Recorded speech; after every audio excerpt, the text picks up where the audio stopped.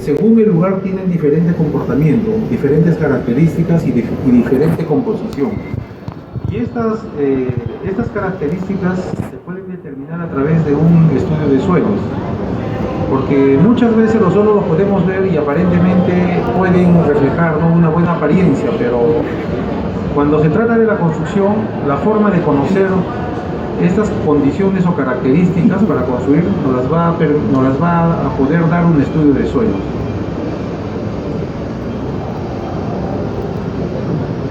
Cuando se va a construir, digamos, podemos encontrar suelos de poca capacidad portante, o suelos de repente de mediana capacidad portante, o de una capacidad portante muy buena, ¿no?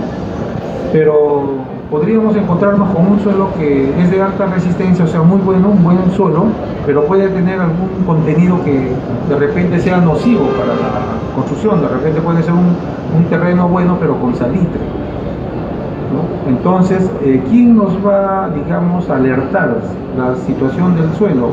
Un estudio, ¿no?, que se haga, un estudio que se hace en laboratorio y se determina.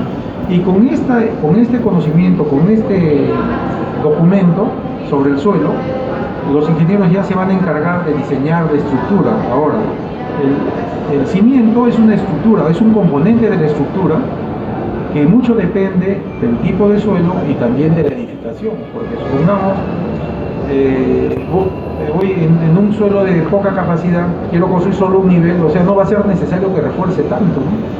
Pero si se va a hacer una edificación ya de una envergadura mayor, de varios niveles, entonces también se tendría que reforzar más la cimentación. En este caso, digamos, se va a edificar en un suelo que fue relleno sanitario, ¿no? Acá, ¿ven? ¿Lo vemos? La propuesta es un tipo de cimentación armada, donde las columnas, bueno, las zapatas están apoyadas en columnas, las columnas están apoyadas en zapatas, y estas a su vez están siendo conectadas con vigas de cimentación, tanto longitudinal como transversalmente. Este tipo de cimentación sería el adecuado para un suelo como ese relleno, que es de poca capacidad portante. Por eso les decía, ahora, si el suelo tuviera algún tipo de agente como salitre, también el concreto tendría que ser diferente, ¿no? Un concreto especial con algún componente que sea resistente al salitre, ¿no? Como el ejemplo de este cemento, el cemento ultra andino, que es un cemento con buenas características de resistencia al salitre. Entonces, es importante saber eso, ¿no? Los concretos no son parecidos, los concretos siempre se diferencian. ¿Por qué? Por la resistencia y el uso que van a tener. Hablar de un concreto que va a ser utilizado para una losa, de repente de uso peatonal, ¿no?, una vereda, por decir, o una losa deportiva, no va a ser igual hablar de un concreto para un estacionamiento o un almacén de una zona portuaria, donde las cargas van a ser mucho mayores. Va a cambiar la resistencia y va a cambiar también las condiciones físicas, los dimensionamientos. Inclusive una vereda que es para uso peatonal de repente solo necesita, o bueno, ahora han subido el factor, ¿no? Antes era 140, ahora es 175 kilogramos por centímetro cuadrado. Pero en una zona que de repente va a haber un estacionamiento para camiones pesados, ya esa losa ya no va a ser 15, va a tener que ser 20, 25, y de repente va a tener que ser una losa armada, ¿no? Entonces, la respuesta a esto, ¿quién la va a dar? La va a dar el proyectista, los ingenieros, ¿no?, que diseñan las estructuras según los lugares y según el uso y función que van a cumplir.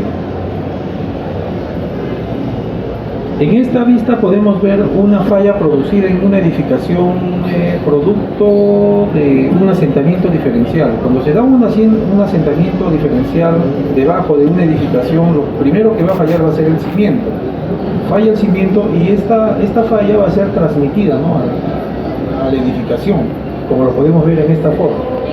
Entonces, acá es un ejemplo de una falla del cimiento, producida por un asentamiento diferencial del suelo.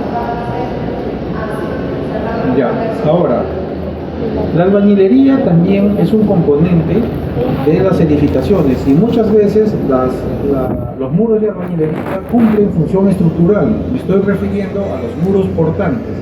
Los muros portantes deben ser realizados de ladrillo quincón de 18 huecos. El ladrillo pandereta, como lo vemos al costado, no es un ladrillo apropiado para soportar carga.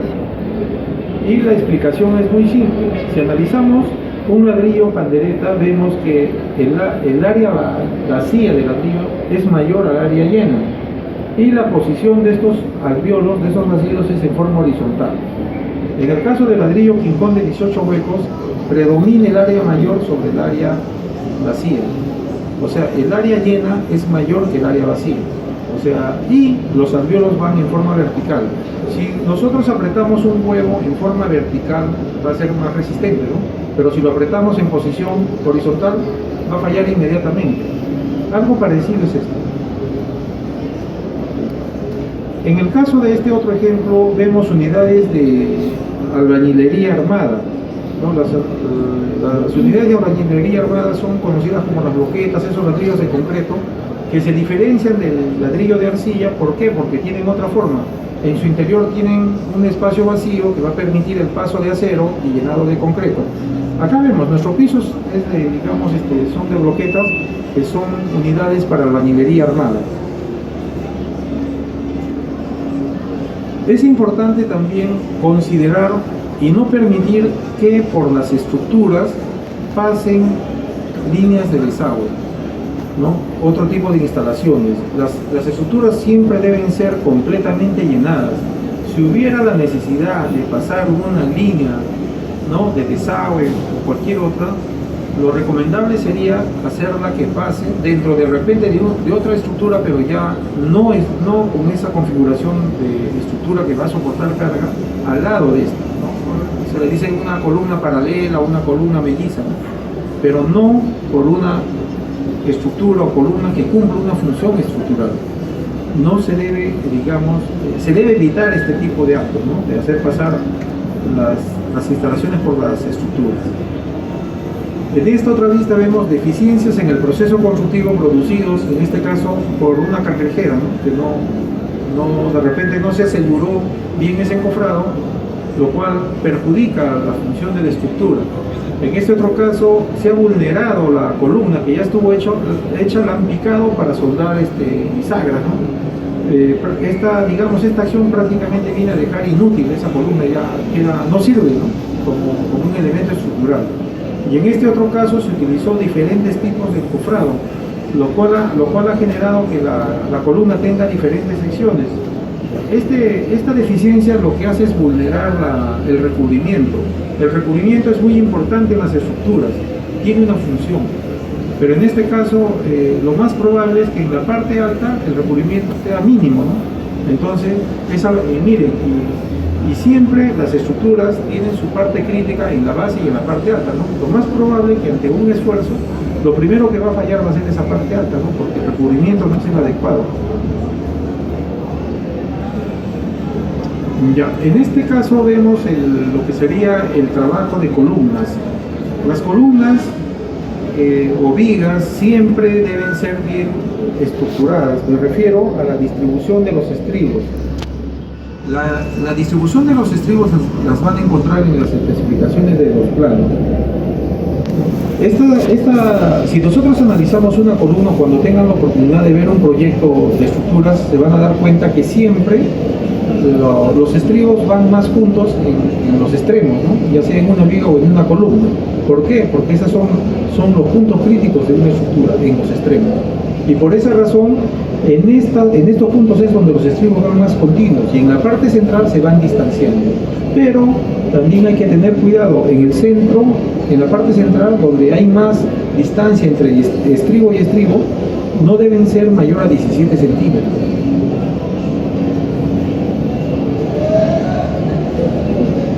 Ya. En esta otra vista podemos ver deficiencias que se han producido, anomalías que se han producido en el concreto por deficiencias en el proceso constructivo. O sea, no se tuvo cuidado con el recubrimiento. Cuando no se tiene cuidado con el recubrimiento, el acero queda expuesto a la intemperie. Entonces a veces no nos damos cuenta, ¿no? Si se trata de una losa deportiva, una losa aligerada, muchas veces muchas veces nosotros estamos por debajo, no vemos lo que pasa arriba, ¿no? En Lima tenemos un clima bastante húmedo, ¿no? Con bastante brisa, y lo que suele suceder a medida que va pasando el tiempo, el acero se va oxidando, y el óxido es un sulfato que le va a producir corrosión al concreto. Entonces, los panoramas que se presentan son como ese, no vemos esa losa aligerada donde ya todo el tarrajeo, la parte del cielo raso del techo se ha desprendido, ¿no? Producto de la corrosión, y el acero se ve a simple vista, ¿no? Completamente oxidado, ¿no? Ya se desprende del concreto. En esta otra vista vemos el vaciado de una losa aligerada, ¿no? Con deficiencias. ¿Alguien podría decirme qué deficiencias se encuentra en esa losa?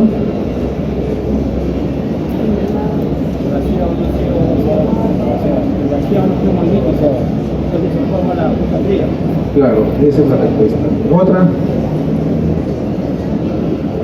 Otra deficiencia.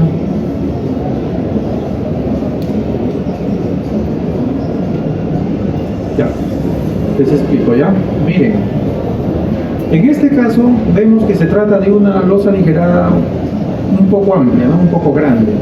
Entonces lo primero que han hecho en el vaciado es llenar las vigas y viguetas, y han dejado para el último el recubrimiento.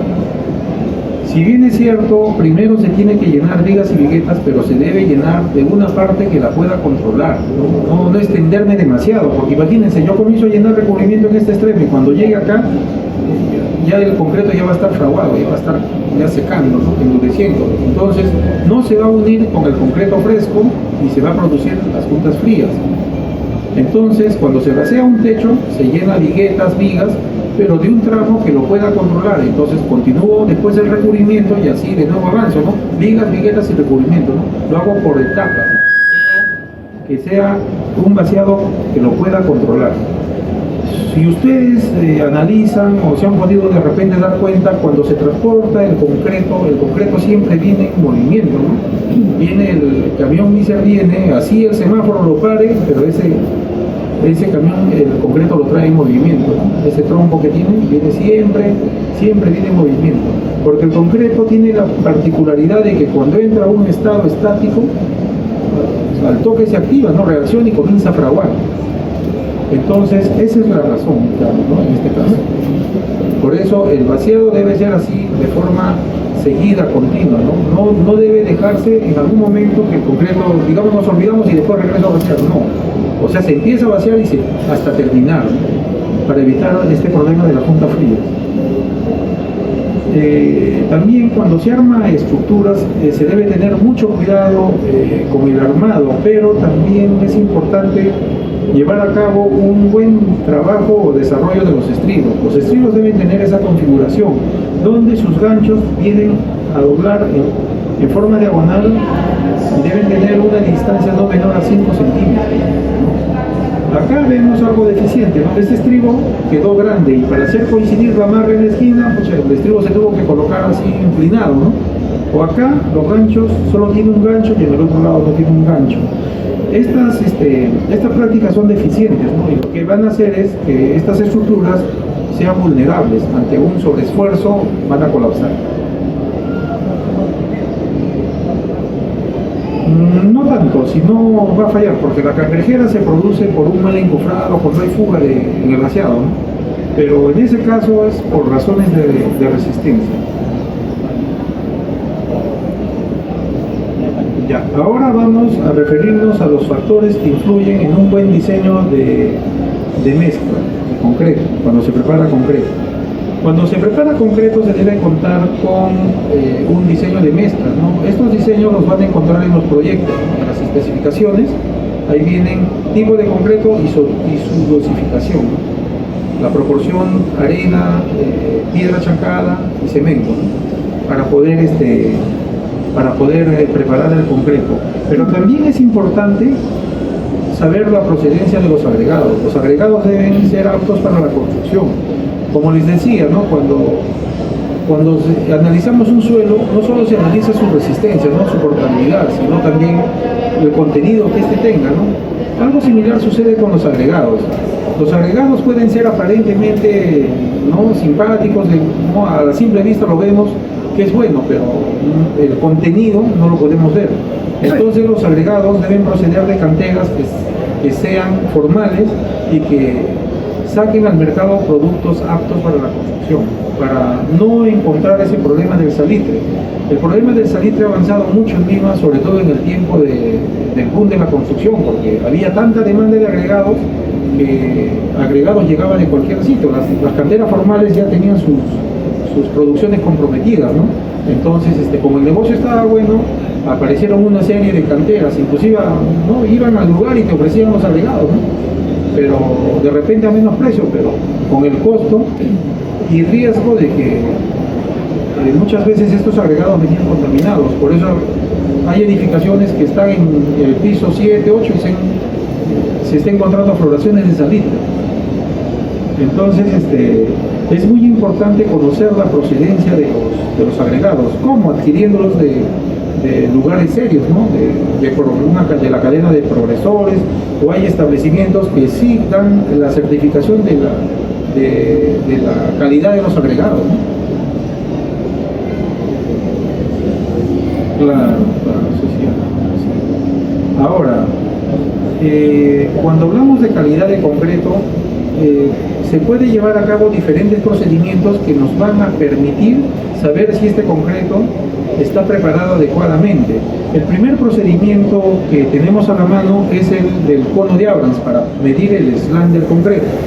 Este procedimiento se da con ese instrumento donde se le llena, digamos, este cono primeramente se le llena en la capacidad de 1/3 y se le apisona 21 veces con ese bastón, con ese fierro. Después se llena el segundo tercio, se repite el procedimiento, se vuelve a apisonar 21 veces. Cuando ya se cumple esta segunda etapa, se llena completamente el cono y se vuelve a apisonar, ¿no?, 21 veces. Cuando está completamente lleno, lo que se hace es retirar o desmoldar la mezcla y colocarlo al lado, porque inicialmente esta mezcla ha tenido la altura del cono, ¿no? Entonces lo que se hace es cruzar la varilla y se mide esta distancia de asentamiento que ha sufrido la mezcla, porque la mezcla se asienta. Ya, si este asentamiento está dentro de los 3 a 4 pulgadas, o sea 7 centímetros y medio a 10, quiere decir que la cantidad de agua utilizada ha sido la adecuada, está bien la mezcla. Pero si asentó más, quiere decir que hay mucha agua y el exceso de agua altera o vulnera la resistencia del concreto. Entonces, con ese instrumento lo que vamos a hacer así, inmediatamente controlar la calidad de nuestro concreto, siempre y cuando hayamos hecho una dosificación adecuada, ¿no?, precisa. Las dosificaciones es muy importante que estén bien calculadas. Para eso hay que tener unidades de medida ya únicas, no estar cambiando, digamos. No puedo muchas veces combinar, pasarme de goodies a bolsas o a latas, ¿no? Eso hay que tenerlo bien establecido. Otro tipo de prueba muy conocido en el concreto, pero este ya es a un plazo de tiempo un poquito más largo. Bueno, no es tanto, ¿no? Estamos hablando de días, ¿no? Pero en el caso del cono de Abrams es inmediato, en el momento, ¿no? Ya sabemos, y si la mezcla está muy aguada tenemos que corregir, ¿no? En la segunda tanda ya lo corregimos hasta establecer nuestra medida de agua y ya después ya no va a haber error, ¿no? Pero con el cono de Abrams podemos descartar esa deficiencia, ¿no?, si es que estamos agregando mucha agua al concreto, a la mezcla.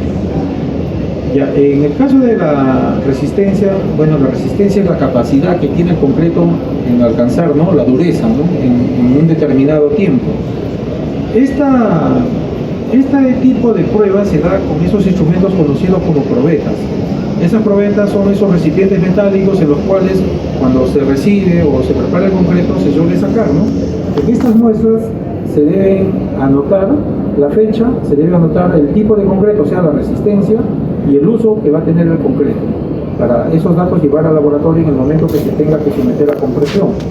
Pero también es importante que sepan que el concreto a los 7 días ya debe llegar al 70% de su resistencia, ¿no? El día 28 ya el concreto debe alcanzar la resistencia según las especificaciones del proyecto. Supongamos que hemos sacado muestras de un concreto de 210 kilogramos por centímetro cuadrado. Más o menos ¿a cuánto debería llegar el día 7, cuando hacemos la primera rotura de probetas? Eso podría estar entre 150 a 160. Si lo sacan como una regla de 3.5, el dato lo van a poder saber exacto. Pero es algo que ustedes ya podrían anticiparse, ¿no?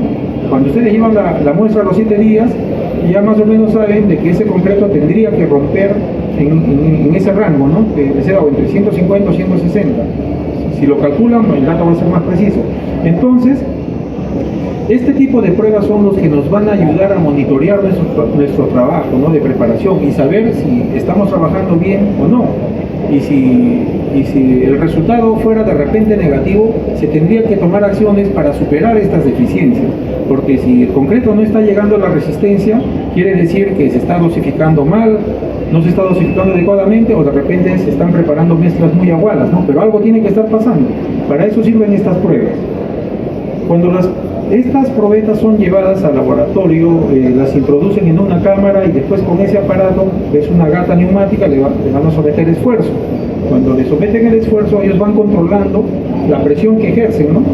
Y va a llegar un momento crítico en que esa probeta va a colapsar, revienta, ¿no? Y ellos van a poder medir y establecer la resistencia del concreto que se está probando.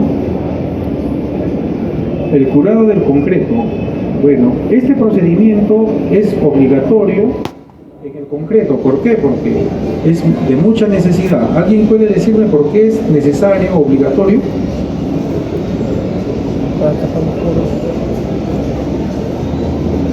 Para que la resistencia concreto llegue a su máxima capacidad y para evitar futuras. Sí, pero esa es la finalidad, ¿no? Al último. ¿Cómo? Para hidratarlo, claro, ya, es parte, pero ya, les explico. El concreto, cuando es vaciado, entra a un estado de estática y va a reaccionar y va a comenzar a fraguar, a ponerse duro. Cuando el concreto fragua, genera calor y por ende se deshidrata, pierde agua. Entonces, el curado va a ayudar a que el concreto se hidrate y este proceso de fraguado no se interrumpa, porque si el concreto llega a fraguar y se deshidrata tanto y no tiene agua, ya se va a malograr, se va a quemar. Entonces, el curado es el que ayuda a que el proceso de fraguado del concreto continúe y el concreto llegue a la resistencia según las especificaciones. Esa es la finalidad, o sea, es una rehidratación del concreto por la pérdida de agua que tiene a causa de generar calor propiamente. El uso de la vibradora. La vibradora es un instrumento que va a ayudar a mejorar la calidad del concreto.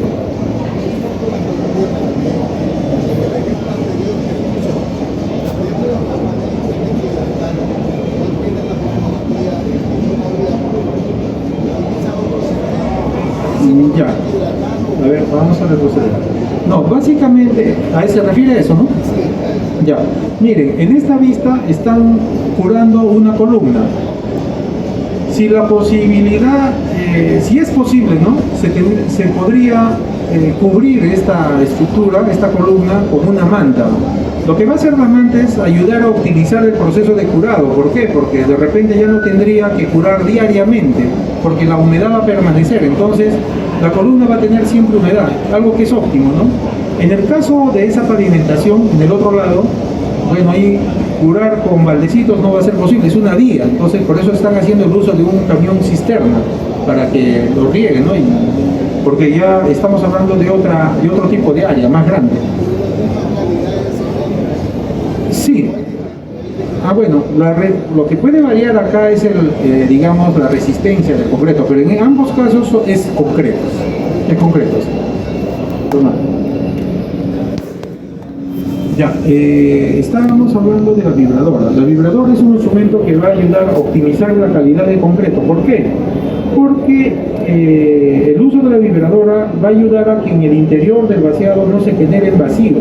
O sea, que esta zona de vaciado quede completamente llena.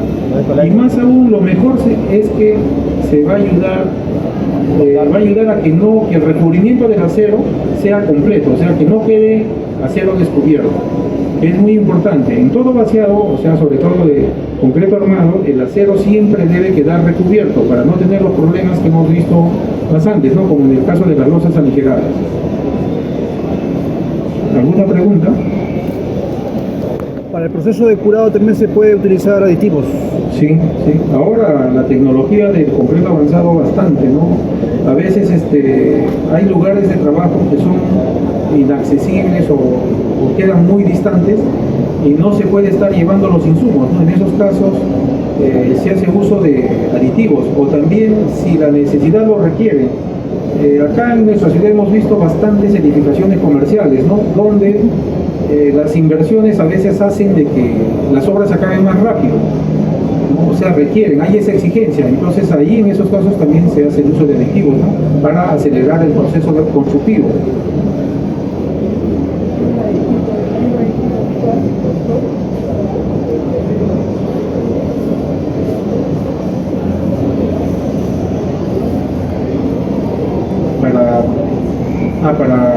Debe haber, o sea, hay aditivos para curar una vez. Miren, alguna vez realicé un trabajo de antenas, pero era en una zona alejada, fuera de la ciudad, ¿no? El acceso en camioneta, porque fuimos en camioneta, llegamos hasta cierto lugar y después tuvimos que transportarnos y transportar los materiales a Lomo del Este, era para hacer una estación de una antena.